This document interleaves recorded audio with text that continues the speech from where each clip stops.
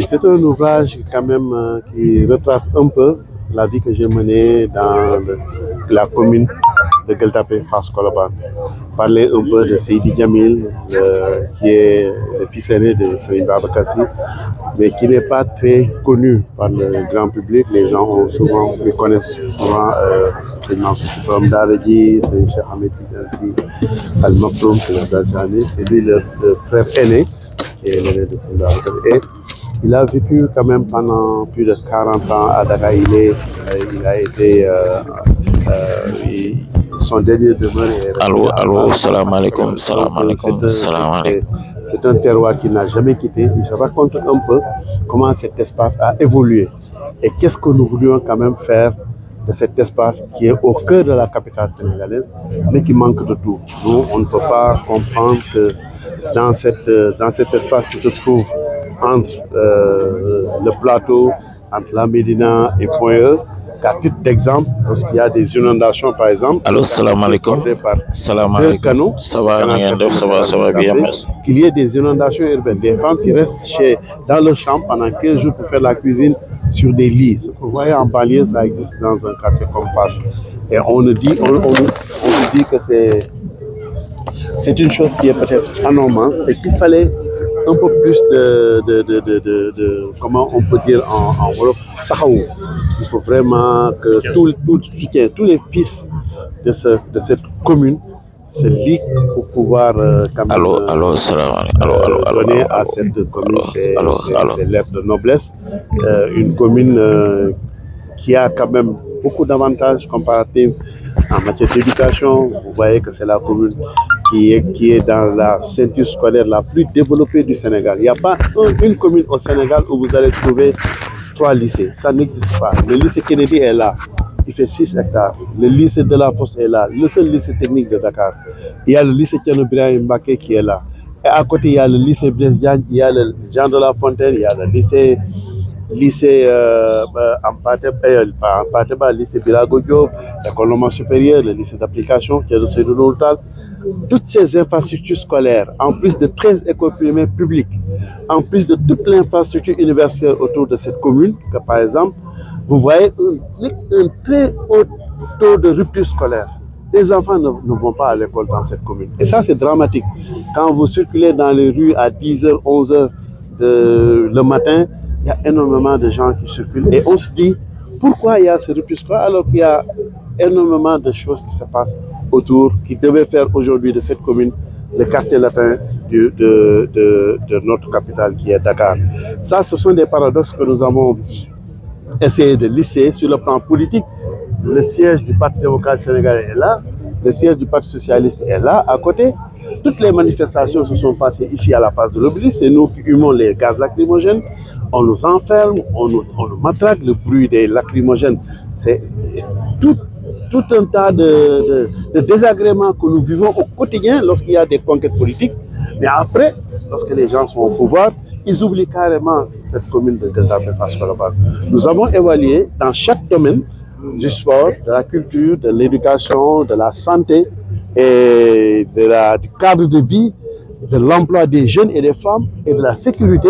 Nous avons élaboré un programme qui est quand même assez bien structuré, qui va coûter 20 milliards de francs CFA au minimum et que nous voulons présenter aux populations pour qu'ils l'adoptent et qu'ils en fassent un programme de société, un véritable projet, comme c'est un mot qui est aujourd'hui très Jamin doon wax sama mag bi sëñ Habib moom ko fàttali ba ki dem dafa ne dafa am jàng ak yër bokk jàng da nga naan jàkk téere bi mu dafa am bon jàng ak yër je peux pas l'exprimer en français mais il faut peut-être comprendre mais yër c'est juste apercevoir si vous voulez et il considérait lui les réseaux sociaux et les tablettes et tout ça comme yër parce que ça ne reste pas.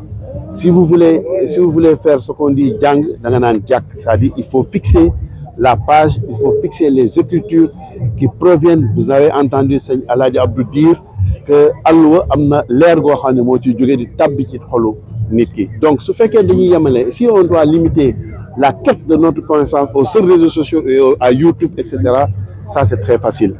On peut le faire, mais ça ne pourra pas supplanter l'écriture, le livre qui est quand même la première source de savoir qui date de millénaires.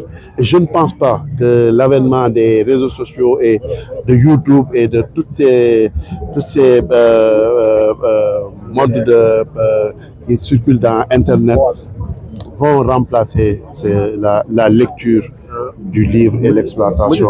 Il y a face de l'orme un arbre benteñé qui trône là-bas et qui est le symbole de tout le quartier. Et nous, justement, on avait notre mouvement GFC, Grande Force Citoyenne, qui avait son siège accolé au benteñé.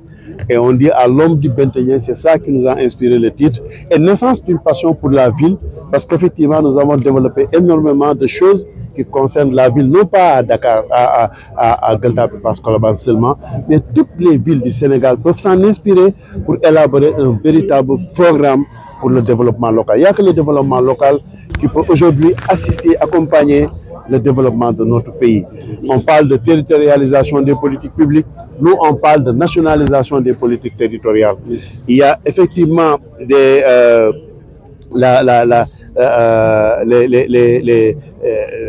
tout un programme du gouvernement qui peut être exécuté au niveau local, mais il serait bien, on a la réforme de 2020 pour les ministères, avec les budgets programmes. Il serait bien maintenant qu'on fasse une réforme budgétaire envers les collectivités territoriales. Dans les pays occidentaux, 50% du budget de l'État est exécuté au niveau local.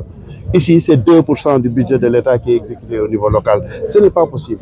On a beau avoir une ONAS avec toute son expertise, il ne faut pas gérer l'assainissement de tout le Sénégal. Ce n'est pas possible. Les 600 collectivités territoriales, ici je dis souvent, Batakhal, Soutawe, le directeur de l'ONAS, quel que soit son expert, il ne peut pas le savoir. Si on ne l'appelle pas pour lui dire que Batakhal de Fatah, mais il ne le saura jamais. Alors il faudrait qu'on décentralise ces fonds, qu'on les mette à la disposition des collectivités territoriales avec de véritables budgets, mais avec un véritable encadrement. Aujourd'hui, on parle de la TVA. Il faut que les Sénégalais ressentent la TVA sur leur vécu quotidien, parce que c'est l'impôt qui est le plus démocratique qui soit. Tout le monde le paye, la TVA. Mais à des niveaux de revenus différents, moi qui ai 50 000 francs de revenus par mois, si je dois payer la TVA de 10 000 francs par mois, et celui qui a 1 million de francs CFA, donc vous voyez que la proportion est 10 fois moins que ce que moi je dois supporter comme TVA. Maintenant, il est temps qu'on redescende toute cette privation de nos ressources financières et qu'on les mette à la disposition de l'État. Il faut qu'on le ressente, nous, dans notre vécu quotidien. Il faut qu'on ressente le fruit de la croissance au niveau local. Et il faut aussi qu'on ait ce qu'on appelle le professeur Mahmoud Laminoum qui a introduit le livre. Il parle du minimum national partagé. Partout au Sénégal, qu'on ait de l'eau, de l'électricité, de bonnes routes, de bonnes Moussa Fassi Djamil qui était quand même assez retiré de tout ce que le professeur Mahmoud l'a bien formulé, mais qui est présent, ses enfants sont présents. Il y a Abdelaziz qui a accompagné les Blondins, ils ont été enfermés pendant 11 jours de grève de faim, ils ont fait ça, ils avaient un véritable mouvement de contestation populaire dans les années 70. Peut-être les moins jeunes ne connaîtront pas ça, mais Power to the People, c'était quand même un très fort mouvement de contestation, populaire. Et là, vous pouvez demander peut-être à vos aînés, ils sauront que ils ont accompagné Seydi Ahmed Assi, vous le voyez peut-être, lui, il est le gardien du temple, il est dans les gamous, mais c'était quand même un très grand militant de gauche et il a été aussi dans cette contestation. Seydi Mansour Sy Djamil, n'en parlons pas, il a été député, il a participé à toutes les conquêtes. Là, lorsqu'on m'a touché d'une balle sur ma jambe gauche, ici sur la place de l'Obélisque, le 31 janvier 2012, j'étais là avec lui et on m'a touché sur la jambe gauche avec la fureur des forces de l'ordre et de défense. Et on était ensemble, on a participé à toutes ces luttes-là, c'était sur cette place-là.